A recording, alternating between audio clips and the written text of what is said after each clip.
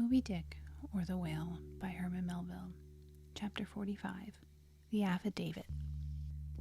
So far as what there may be of a narrative in this book, and indeed as directly touching one or two very interesting and curious particulars in the habit of sperm whales, the foregoing chapter, in its earlier part, is as important a one as will be found in this volume, but the leading matter of it requires to be still further and more familiarly enlarged upon, in order to be adequately understood, and moreover to take away any incredulity which a profound ignorance of the entire subject may induce in some minds, as to the natural verity of the main points of this affair. I care not to perform this part of my task methodically, but shall be content to produce the desired impression by separate citations of items, practically or reliably known to me as a whaleman. And from these citations I take it, the conclusion aimed at will naturally follow of itself. First, I have personally known 3 instances where a whale, after receiving a harpoon, has effected a complete escape, and after an interval, in one instance of 3 years, has been again struck by the same hand, and slain when the 2 irons, both marked by the same private cipher, have been taken from the body. In the instance where 3 years intervened between the flinging of the 2 harpoons, and I think it may have been something more than that, the man who darted them happening, in the interval, to go in a trading ship on a voyage to Africa, went ashore there, joined a discovery party, and penetrated far into the interior, where he traveled for a period of nearly 2 years, often endangered by serpents, savages, tigers, poisonous miamas, with all the other common perils incident to wandering to the eye and the heart of known and unknown regions. Meanwhile, the whale he had struck must also have been on its travels. No doubt it had thrice circumnavigated the globe, brushing with its flanks all the coasts of Africa, but to no purpose. This man and this whale again came together, and the one vanquished the other. I say I myself have known 3 instances similar to this. That is, in 2 of them I saw the whale struck, and upon the second attack saw the 2 irons with the respective marks cut into them, afterwards taken from the dead fish.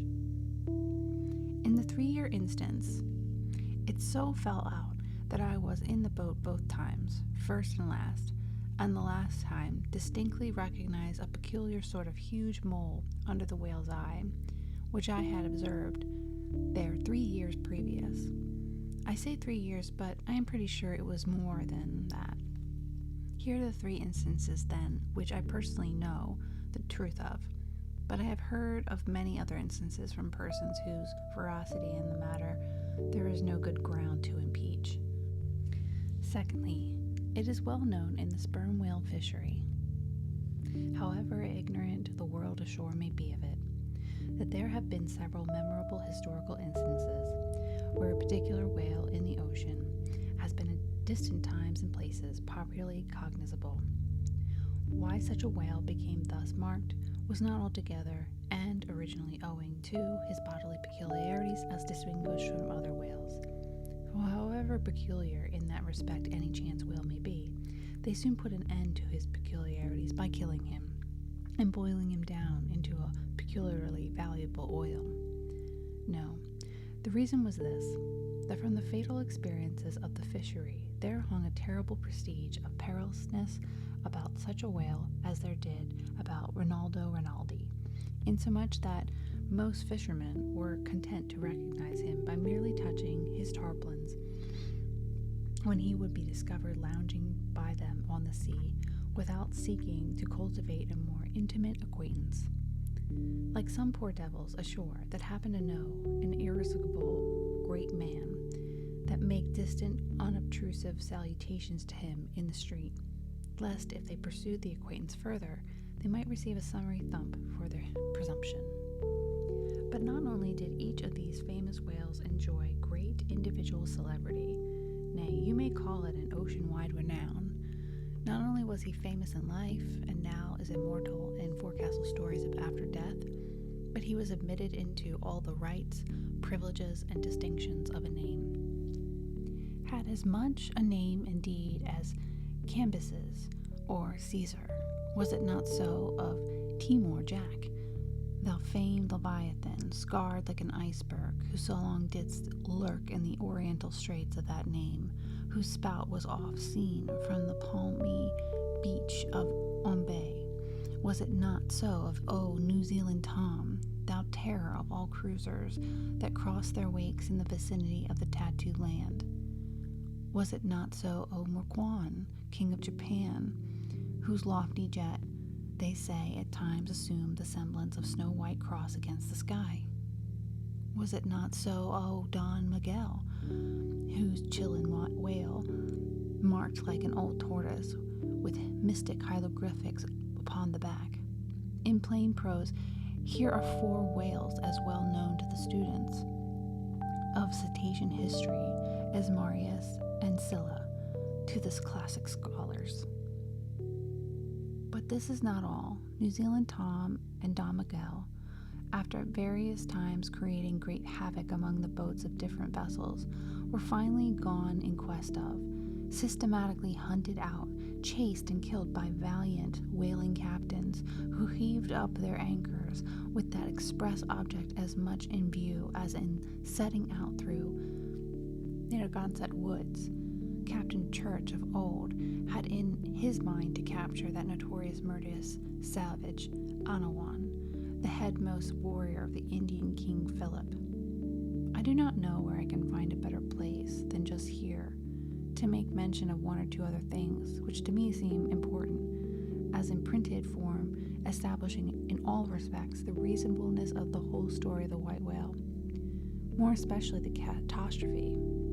For this is one of those disheartening instances where truth requires full as much bolstering as error. So ignorant are most landsmen of some of the plainest and most palpable wonders of the world, that without some hints touching the plain facts, historical and otherwise, of the fishery, they might scout at Moby-Dick as a monstrous fable, or still worse and more detestable, a hideous and intolerable allegory.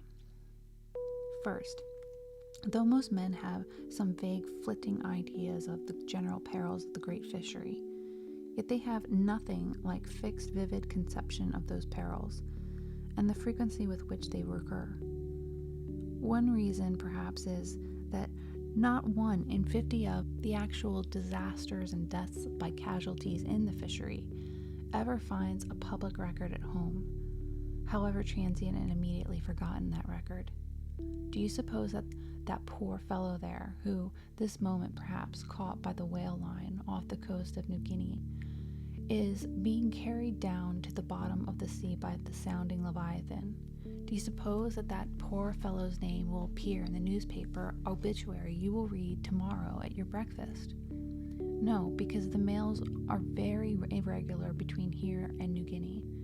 In fact, did you ever hear what might be called regular news, direct and indirect, from New Guinea?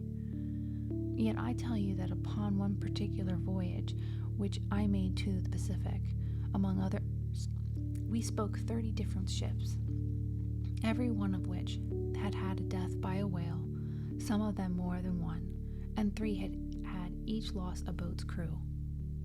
For God's sake, be economical with your lamps and candles. Not a gallon you burn, but at least 1 drop of man's blood was spilled for it.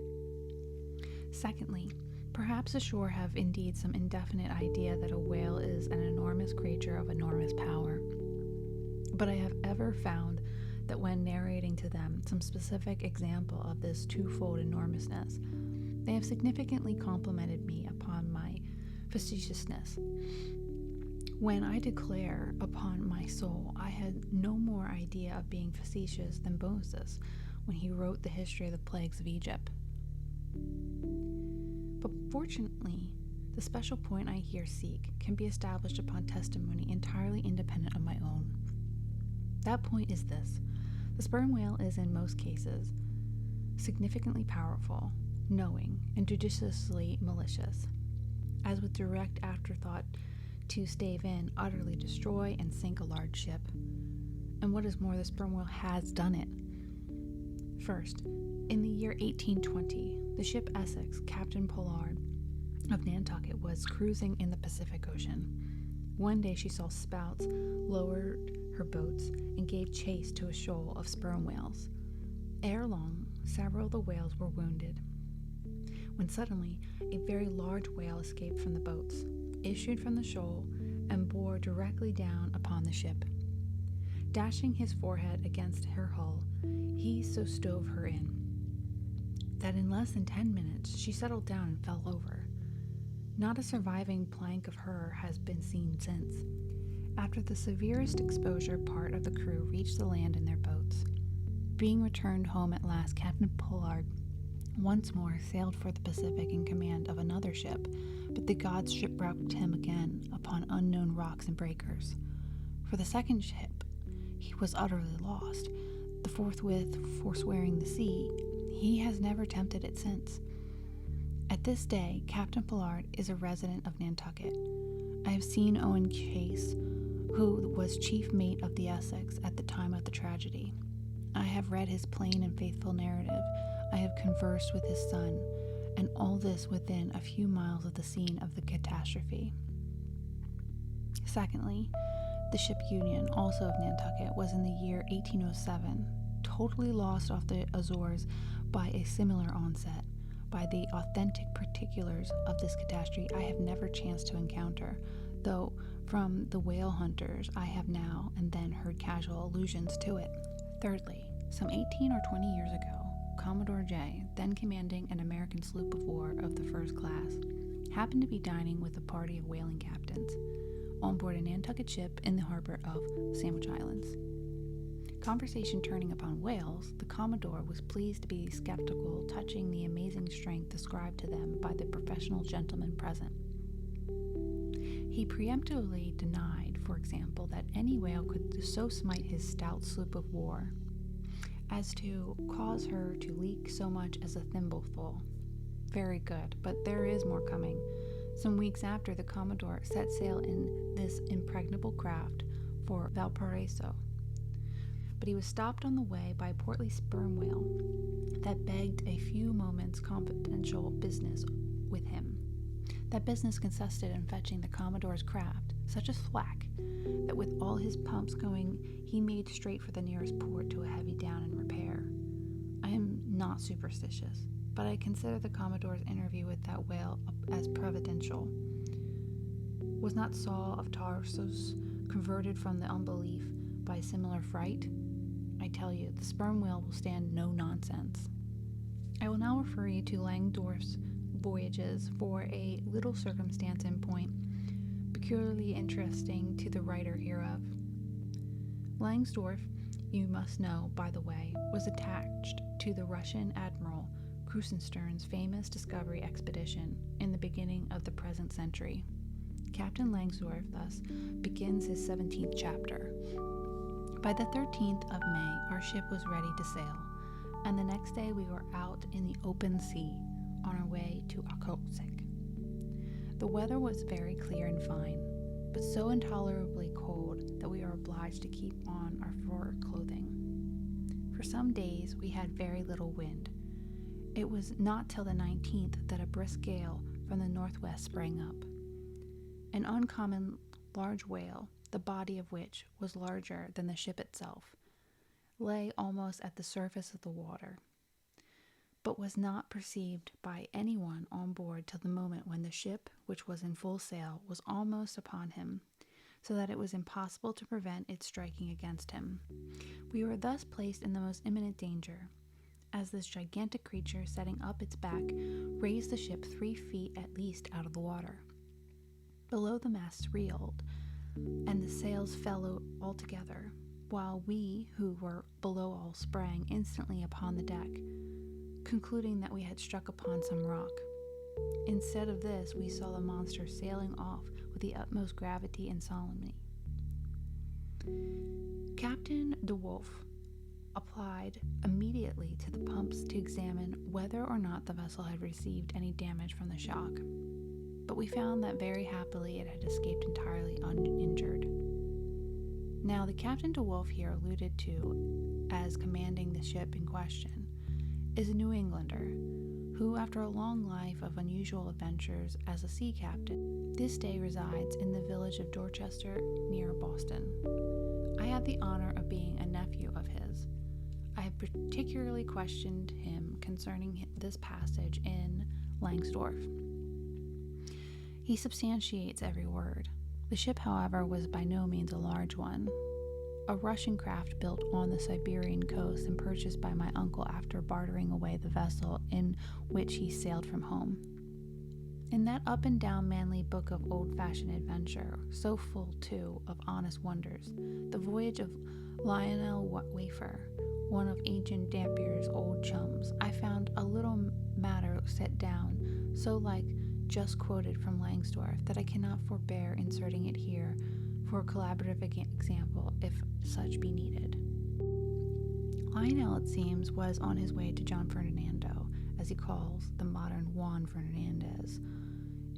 In our way thither, he says, about 4 o'clock in the morning, when we were about 150 leagues from the main of America, our ship felt a terrible shock, which put our men in such consternation that they could hardly tell where they were or what to think. But everyone began to prepare for death, and indeed the shock was so sudden and violent that we took it for granted the ship was struck against a rock. But when the amazement was a little over, we cast the lead and sounded, but found no ground. The suddenness of the shock made the guns leap in their carriages, and several of the men were shaken out of their hammocks. Captain Davies, who lay with his head over a gun, was thrown out of his cabin. Lionel then goes on to impute the shock to an earthquake, and seems to substantiate the imputation by stating that a great earthquake somewhere about that time did actually do great mischief along the Spanish land. But I should not much wonder if, in the darkness of that early hour of the morning, that shock was after all caused by an unseen whale vertically bumping the hull from beneath. I might proceed with several more examples, one way or another known to me, of the great power and malice at times of the sperm whale. In more than one instance, he has been known not only to chase the assailing boats back to their ships, but to pursue the ship itself and long withstand all the lances hurled at him from its decks. The English ship Pussy Hall can tell a story on that head. And as for his strength, let me say that there have been examples where lines attached to a running sperm whale have, in a calm, been transferred to the ship and secured there, and the whale towing her great hull through the water as a horse walks off with a cart. Again, it is very often observed that if the sperm whale, once struck, is allowed time to rally, he then acts, not so often with blind rage, as with willful, deliberate designs of destruction to his pursuers. Nor is it without conveying some eloquent indication of his character, that upon being attacked he will frequently open his mouth and retain it in that dread expansion for several consecutive minutes. But I must be content with only one more and a concluding illustration, a remarkable and most significant one, by which you will not fail to see that not only is this most marvelous event in this book corroborated by plain facts of the present day, but that these marvels, like all marvels, were mere repetitions of the ages, so that for the millionth time we say Amen with Solomon. Verily, there is nothing new under the sun. In the 6th Christian century lived Procopius, a Christian magistrate of Constantinople, in the days when Justinian was emperor and Belisarius general. As many know, he wrote the history of his own times, a work every way of uncommon value. By the best authorities, he has always been considered a most trustworthy and unexaggerating historian, except in some of one or two particulars, not at all affecting the matter presently to be mentioned. Now, in this history of his, Procopius mentions that during the term of his prefecture at Constantinople. A great sea monster was captured in the neighboring Propensius, or Sea of Marmora, after having destroyed vessels at intervals in those waters for a period of more than 50 years. A fact thus set down in substantial history cannot easily be gainsaid. Nor is there any reason it should be. Of what precise species this sea monster was is not mentioned. But as he had destroyed ships as well as for other reasons, he must have been a whale. And I am strongly inclined to think a sperm whale. And I will tell you why. For a long time I fancied that the sperm whale had been always unknown to the Mediterranean and deep waters connecting with them. Even now I'm certain that those seas are not, and perhaps never can be, in the present constitution of things, a place for his habitual gregarious resort. But further investigations have recently proved to me that in modern times there have been isolated instances of the presence of the sperm whale in the Mediterranean. I am told on good authority that on the Barbary coast, a Commander Davies of the British Navy found the skeleton of a sperm whale. Now, as a vessel of war readily passes through the Dardanelles, hence a sperm whale could, by the same route, pass out of the Mediterranean into the Propontis. In the Propontis, as far as I can learn, none of that peculiar substance called brit is to be found, the ailment of the right whale.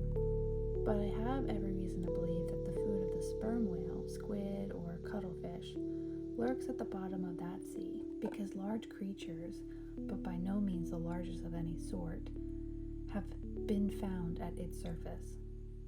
If then you properly put these statements together and reason upon them a bit, you will clearly perceive that according to all human reasoning, Procopius's sea monster that for half a century stove the ship of a Roman emperor must in all probability have been a sperm whale.